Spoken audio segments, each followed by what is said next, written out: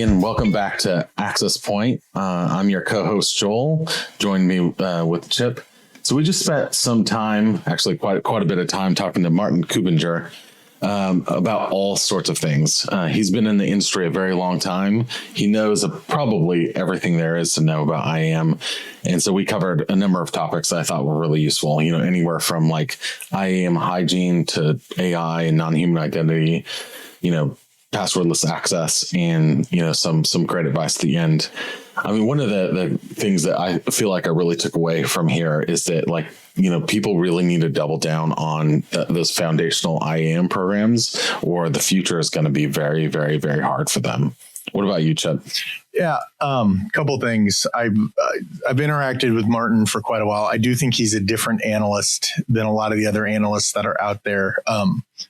As much as anything, I think he's genuine, and he's genuinely trying to advance the space, for lack of a better way to put it. And the thing that always strikes me with what he talks about is, in some ways, it seems very basic. And I don't mean that in a negative way at all. It's like, hey, here's a common sense approach if you actually think through what he's saying to what the solutions need to do. And I find, we had our podcast with Fran before this. I find the same thing with Fran. It's, hey, I've thought this through, and here's how we need to be thinking about this problem to go solve for it. And it's not, the message is very clear. It's just, can you go execute on that? Can we as an industry go execute on it? And like you said, it was, let's get back to basics, passwordless. You sort of should be able to go solve for it. And then let's talk about where we're going with some of these verifiable credentials and what that could look like. And the only way that's going to work is if we hit on, if we're making it better for people. And you just sit there afterwards. I mean, we just talked to him, so it's still sort of fresh in my mind, but I'm like, hey, this all just kind of makes sense. And so he's brilliant enough to realize it's not that actually hard. We're maybe overcomplicating some things. That's exactly right. His closing, I really appreciated too. It's like, if something's not working, then don't keep doing it. Well, yes, obviously that seems obvious, but it's so hard in practice to actually execute on that. So no, I thought he was great. And, I just really always appreciate what he has to say, because it always sort of grounds me back to, oh yeah, I probably am overthinking this topic a little bit, as I'm thinking through what we're going to do. All right. And with that, our, just following here is our conversation with Martin. I hope you enjoy. Really excited today to have Martin Kuppinger. Did I say that right, Martin? I always mess it up. I always thought it was Kuppinger from I guess KuppingerCole. I'll let you pronounce it the right way. But a real icon in this space. I've known Martin now since my ForgeRock days for probably over 10 years. I've interacted with you in some way, shape, or form, and just someone who every time I talk to you, I learn something from. So, Martin, why don't you introduce yourself and tell us a little bit about your background? Okay, yeah, thank you. Thank you for inviting me to be here. If it's about the correct pronunciation, it would be Martin Kuppinger, but most struggle with that, so just go ahead the way you prefer. Yes, I'm one of the founders of Principal Analyst. We're an industry analyst firm focusing on identity management, cybersecurity. I'm around in that space for quite a while, so I would say I started probably the early days were in the late 1980s with early LAN manager network versions. And in some way, it is already related to what nowadays is identity management and security. So a bit of a veteran in the space in that sense. I live in Germany, Stuttgart, a very nice town to live. So for the ones who haven't been here, it's really worth to visit Stuttgart. And as KuppingerCole analysts, we do the usual stuff analysts are doing, research, some advisory. We run our annual conference, European Identity Conference, every year in May in Berlin. So next time, Berlin 2026. And I think a lot about all the various things that are going on around identity and access management, digital identity, cybersecurity, and nowadays clearly also what I tend to call AI-identity. So this intersection of AI and identity, which is, I think, a really interesting field on both sides. So what can AI do for identity? What must identity and security do for AI? And we have a lot of, I dare to say, a lot of unsolved challenges here.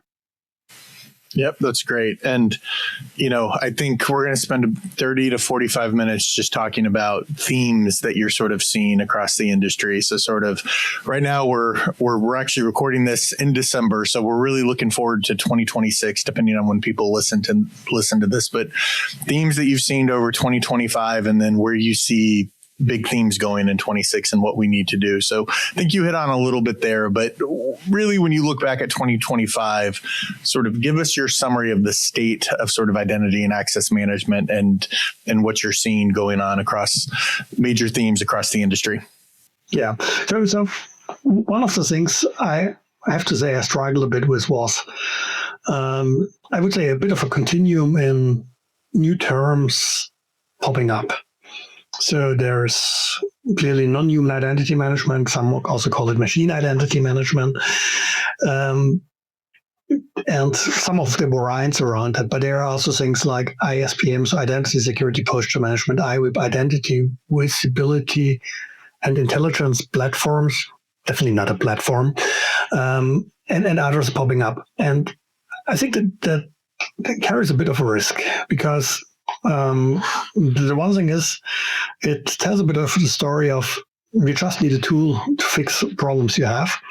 The other is it makes it way more difficult for decision makers to decide about what they really need and what not. And I think we have a bit of a risk in defocusing on identity management with all these new buzzwords and shiny bright things popping up, and we need to be clear: do we have the groundwork done? Do we have the fundamental requirements of, and which of the new things can we already address, or which of the new things maybe are more process thing than the technology thing?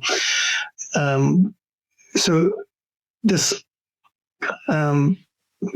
understanding what is really relevant and where are the gaps and where to start. I think this is a bit at risk from all the hypes that appeared, especially in 2025, but also I think when I go a little bit back some 2 or 3 years, even the years before. And I think we need to be very, very careful here.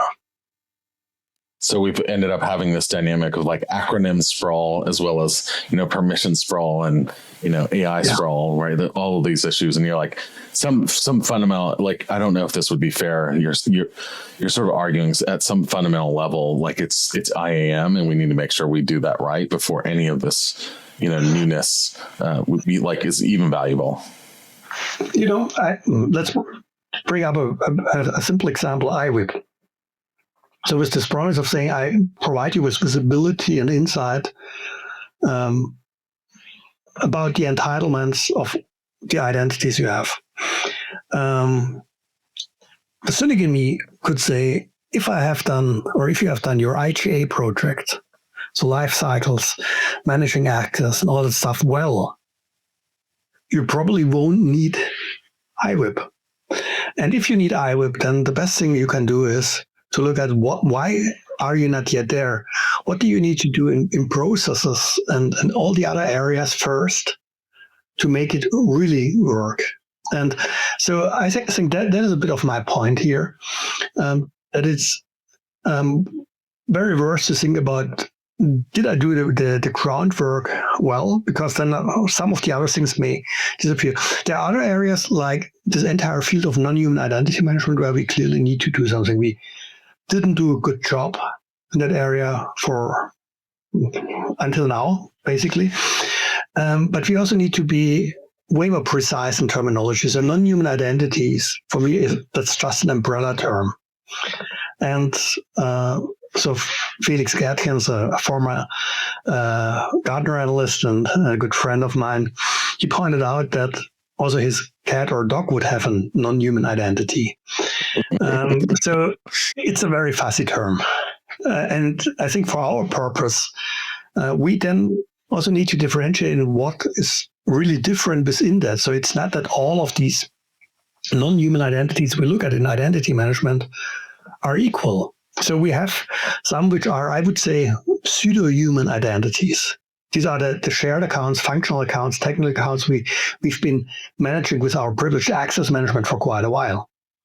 Then we have workload identities, the ones that come with development of applications, and which are probably at the focus of most of the solutions nowadays, because they differ in scale, they differ in lifetime, in volatility, so they are really different to the other sort of pseudo-human identities and to whatever workforce, so the employees that are our customers, consumers. Then we clearly have also identities of what I would really better call machine identities, the real machines in OT, in IoT, in IIoT. Again, they differ quite a lot because they have a very different life cycle. Again, than typically workload identities have. Also ownership is different, etc. And then we have this field of agentic AI and the identities. I don't think we can handle them properly when we just treat them as yet another workload, because there's this level of autonomy in that. There's this this try of an agent to consume as much data as needed for delivering a proper response, etc. So again, they are in many of their characteristics, they are different. So we probably need to be more precise in terminology, but that is an area of the new things we need to look at, where we need to act upon.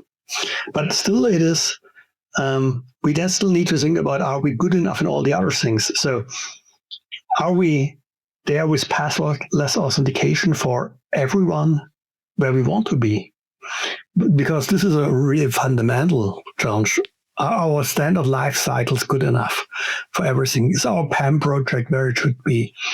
Can we handle, very much in Privata topic, can we handle single sign-on in certain industries properly? Think about healthcare, etc. Really, the basic things, did we do them well? Because otherwise, we probably will end up in a mess of half-done projects and nothing done properly. Yeah, I want to actually ask a little bit about the AI as a different sort of identity, because I know that's a sort of important topic these days. And I want to just juxtapose it, against your sort of tool chasing or acronym sprawl. I mean, AI looks a little bit like a pseudo-human identity, but also a workload identity. Is there something that you're seeing that's fundamentally different between, sort of tools and capabilities that you would handle to manage, those two that's new for AI, or is it just sort of mixing those disciplines? How do you see, going back to this IAM, hygiene and covering the basics? So I'm in the identity space, as I've said, some 35 years or so. And I dare to say that the theme of identity is the intellectually most interesting field I've ever seen in these 35 years. So its complexity is way bigger than anything else I've seen so far, because we have a challenge of identity relationships.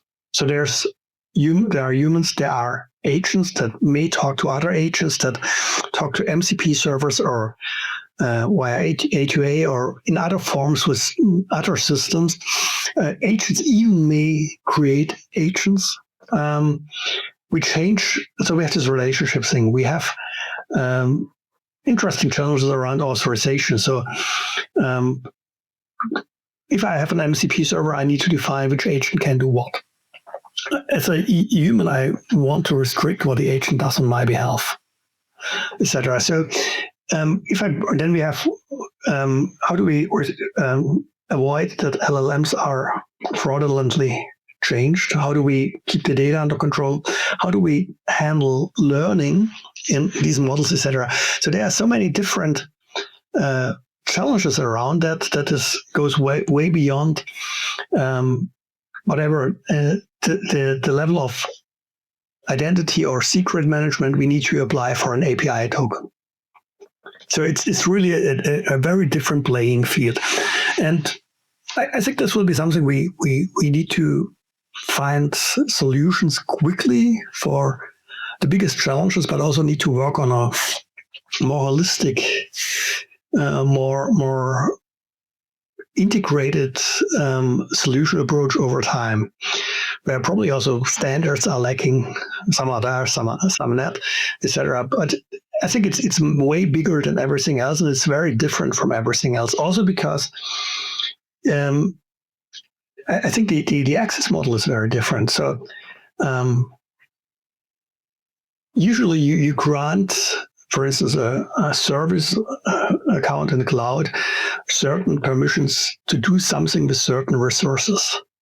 This is still a very functional way of thinking. Like in SAP, very deterministic, we assign key codes. Agents don't think in functions, they think in data. So we really have a different access model here as well.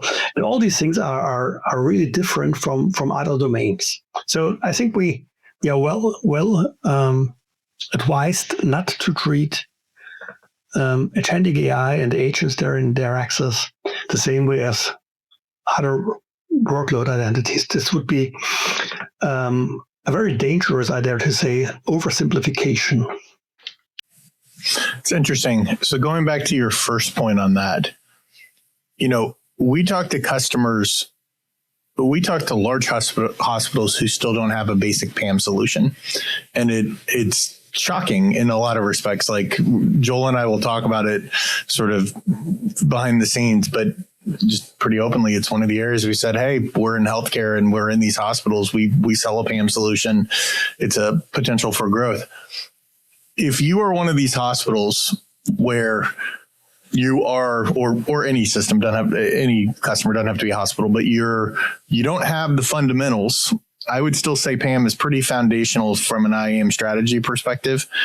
And now you're dealing with this agentic thing. Sort of how would you approach balancing that and figuring out what you need to roll out from a capabilities perspective? The question is, how much of this agentic thing do you need? So how much of the AI you need in a hospital is really that agentic thing? So I think there are elements in AI we already use in a lot of diagnosis.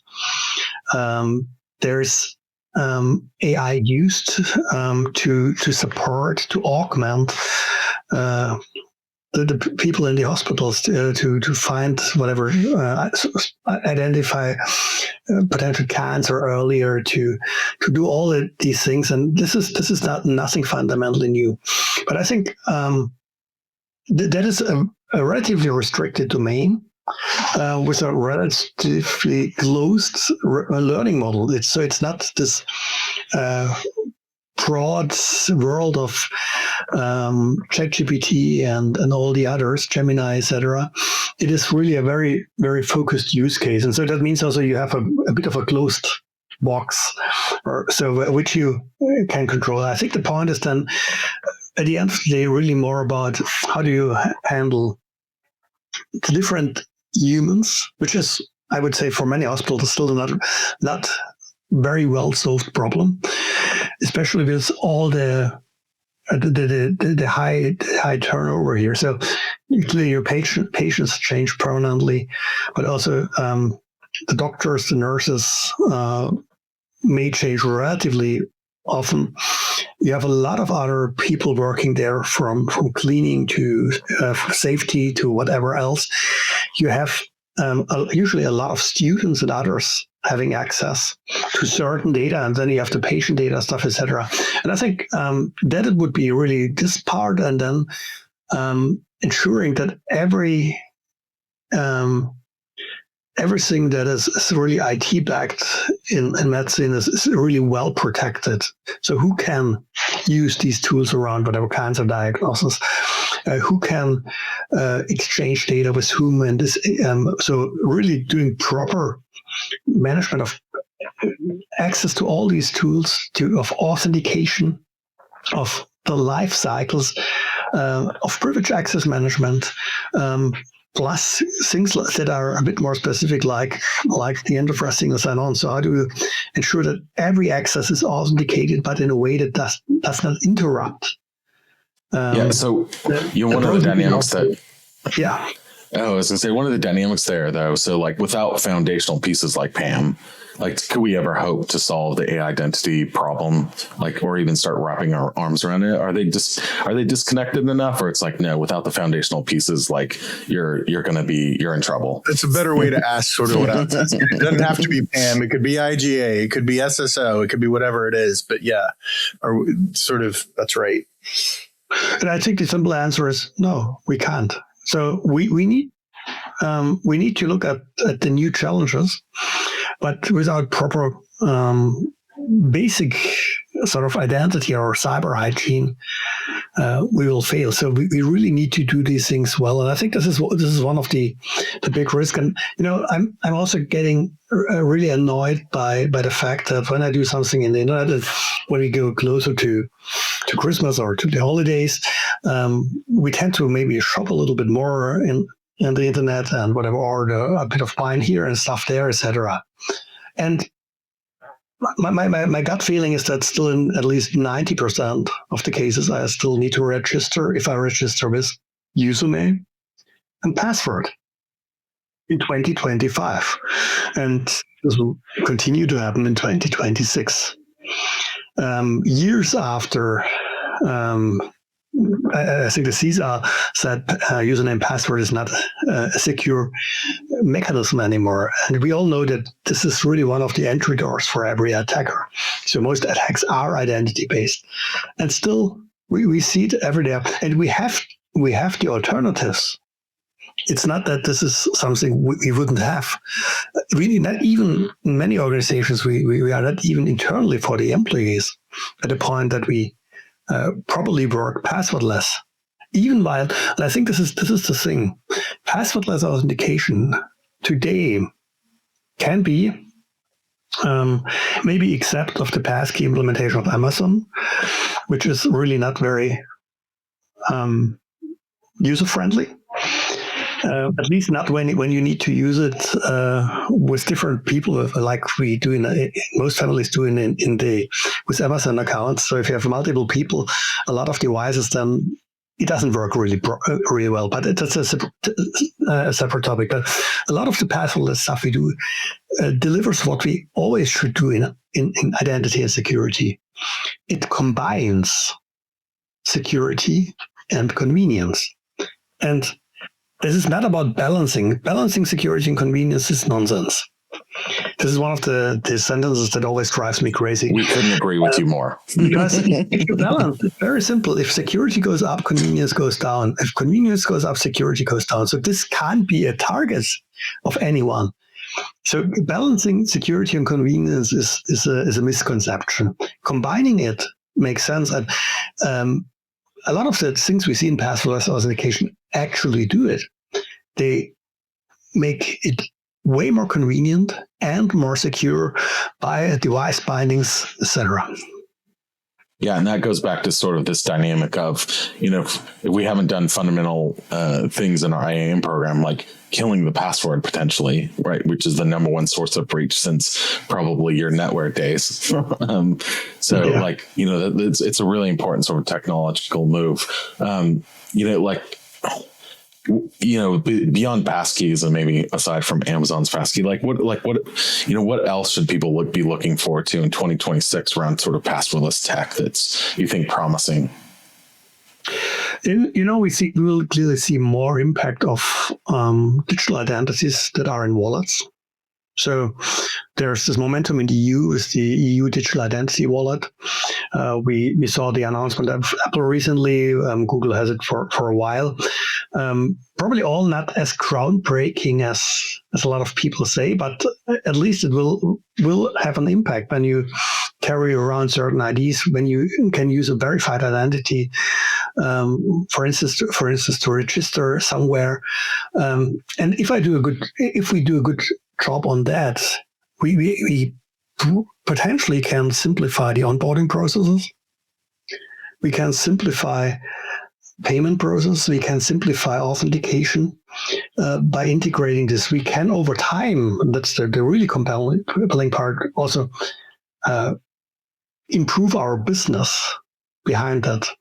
I talked a while ago about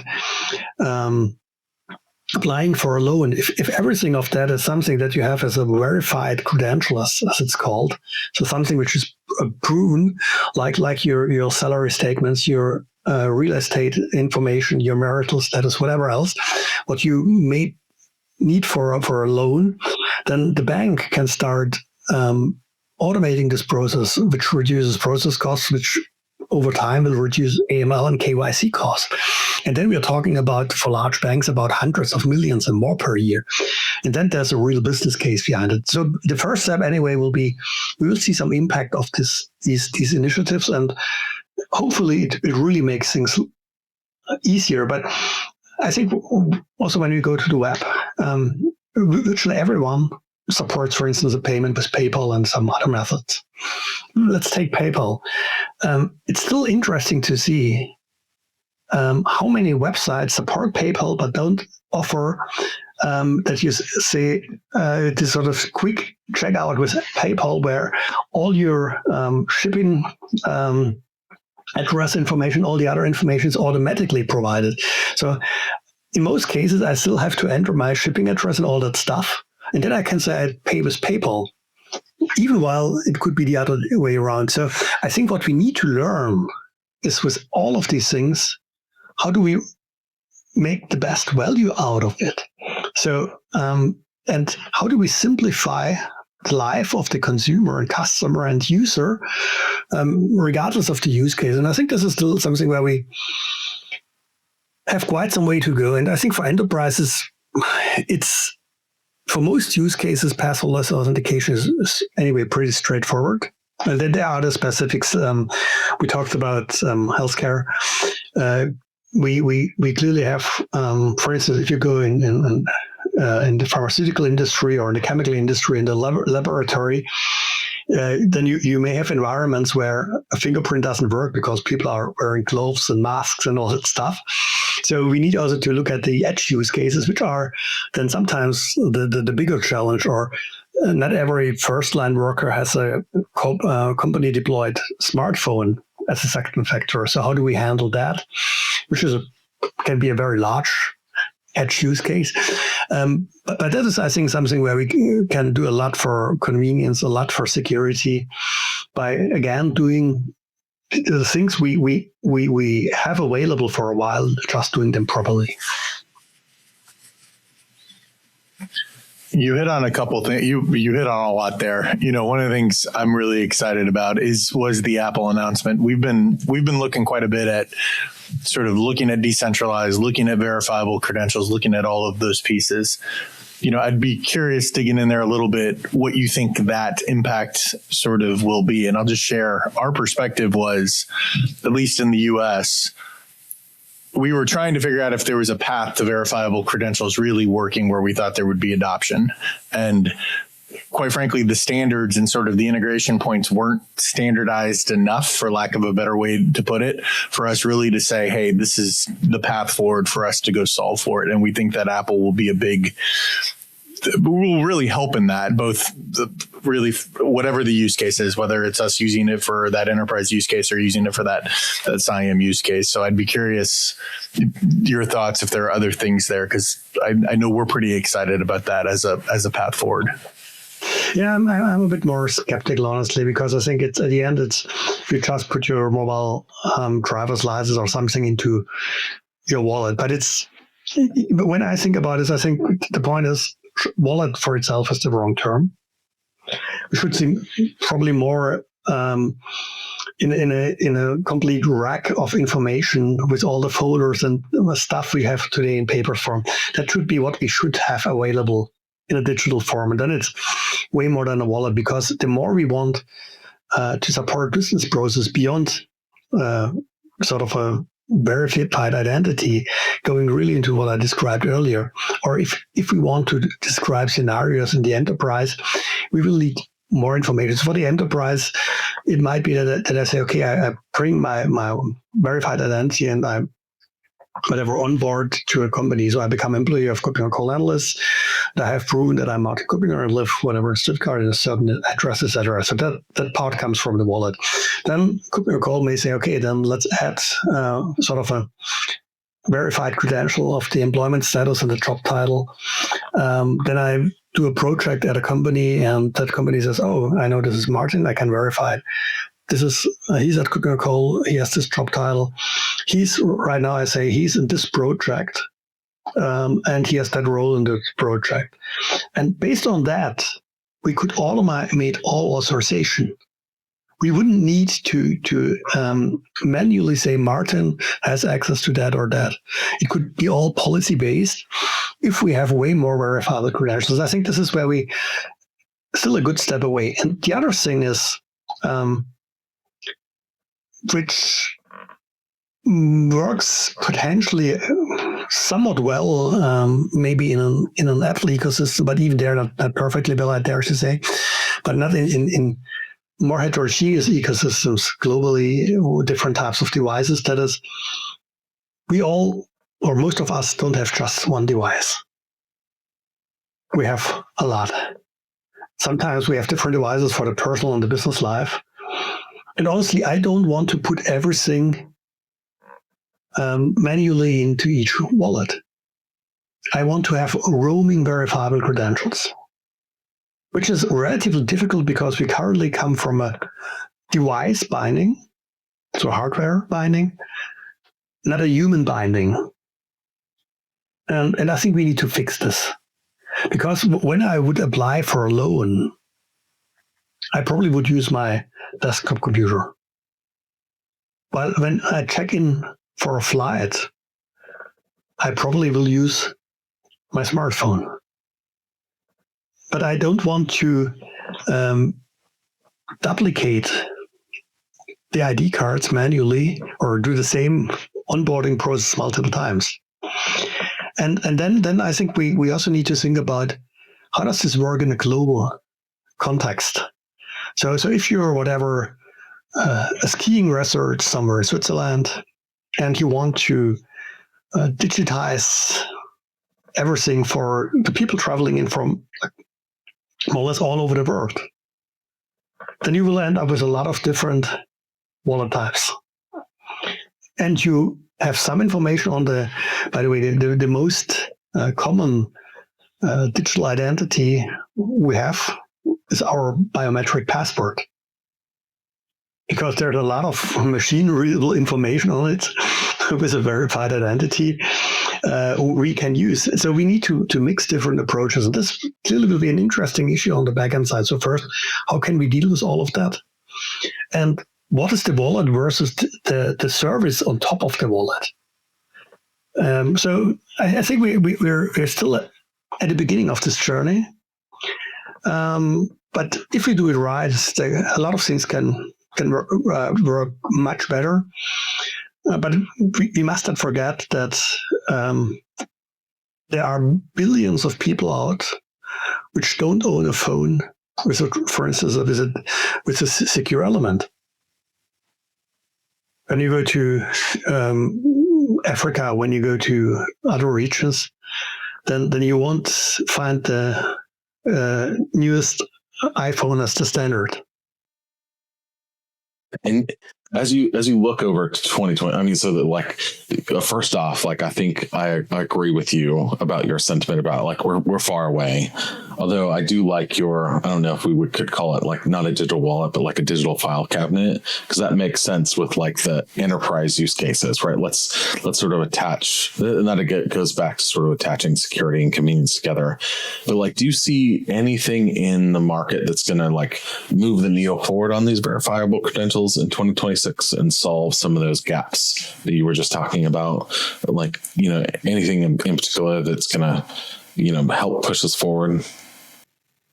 I think when we come to these digital identities, I think there's still a lot in the conceptual, in the implementation phase currently. So I'm not sure whether we will see the big takeoff in 2026 or maybe 1 or 2 years later. But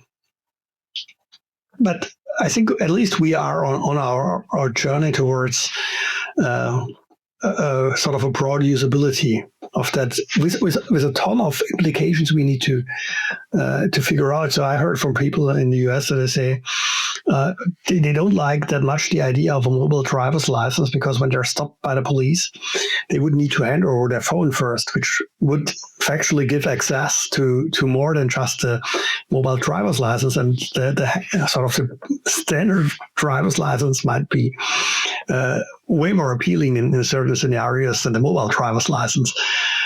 So at the end of the day, I think there are still a lot of learnings we need to make and a lot of improvements. But I easily can envision a world where we bring together verified identities and a lot of other credentials to support much smoother business processes, not just onboarding and stuff like that, but where we really can then also handle our information in a much more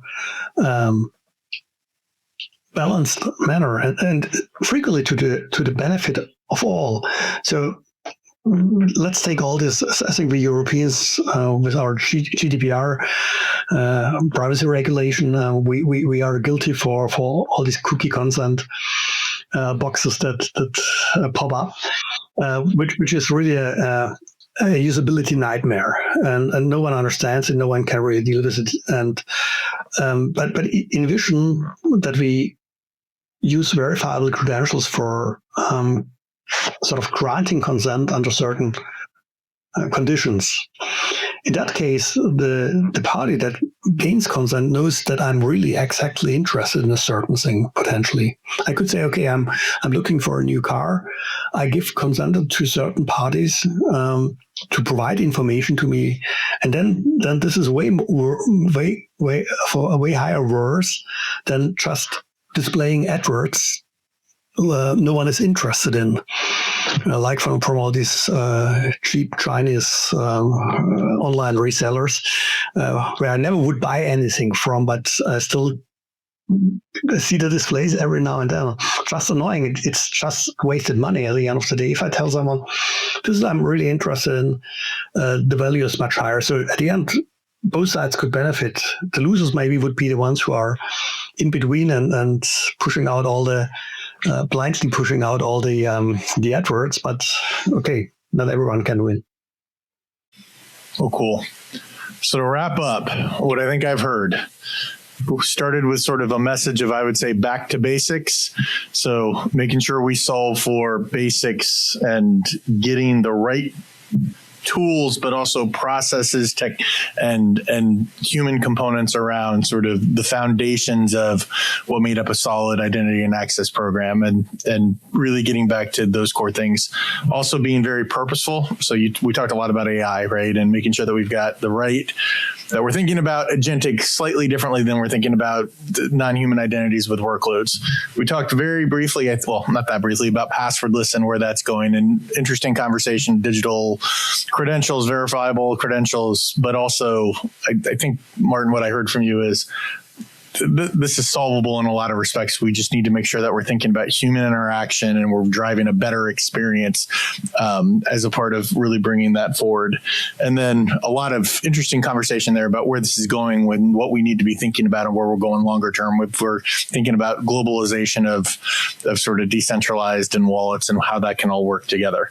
So that's a lot. It's fun, but that's a lot of different stuff to sort of hit on. I guess specifically for 26, sort of closing this out, anything you're really excited about or anything you would just leave us with from a thought perspective that you see as an emerging trend or something we should be watching out for?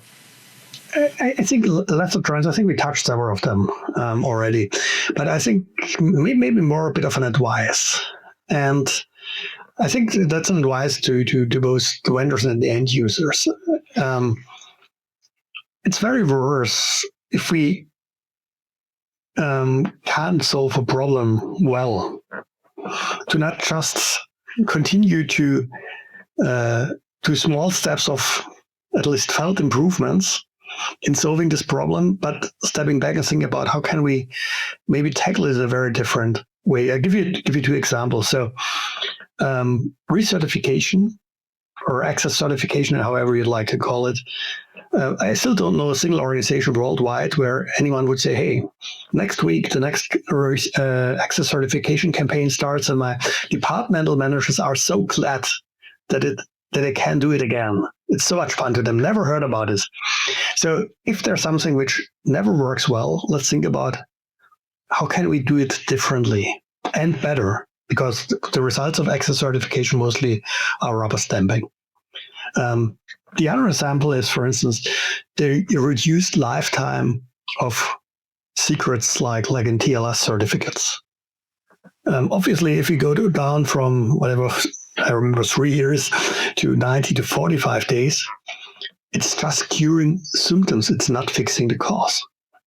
The only way to change it would be to change the protocol, the underlying protocols, so that we have ephemeral, so to speak, permanently rotating secrets behind it with a lifespan that is shorter than the time it needs to get access to sell them to the attacker and for the attackers to use them. So we just need to do it differently. And I think in a lot of areas in identity management, it is that we always look at curing the symptoms, not fixing the cause. And I think this is more the advice. So if you feel you're stuck in something you're doing, take a bit time to step back and think about, am I still on the right track here with what I'm doing? Or do I just need to take a very different? I love that. And it's great advice. Yeah. And as someone who worked in identity governance and helped build an identity governance product, the access recertification piece really resonates with me. And I think it's great advice. So awesome. Well, Martin, as always, I wrote a number of things down that I'm going to go think about and think about how it affects us here at our company, and just always really appreciate the time. So thanks so much for joining us and sharing your insights. Joel, I don't know if you have anything in closing from your side. I'm so appreciative. I feel a little bit smarter. So that's great. Thanks for spending this time with us. Yeah. Thanks very much, Martin. All right. Thanks for inviting me. Thanks for listening. Don't forget to subscribe, share, and follow Access Point on your favorite podcast platform. We also welcome your feedback. Please send us any thoughts, insights, or suggestions to accesspointpodcast@imprivata.com or find us on LinkedIn. Until next time, I'm Chip and he's Joel. This has been Access Point.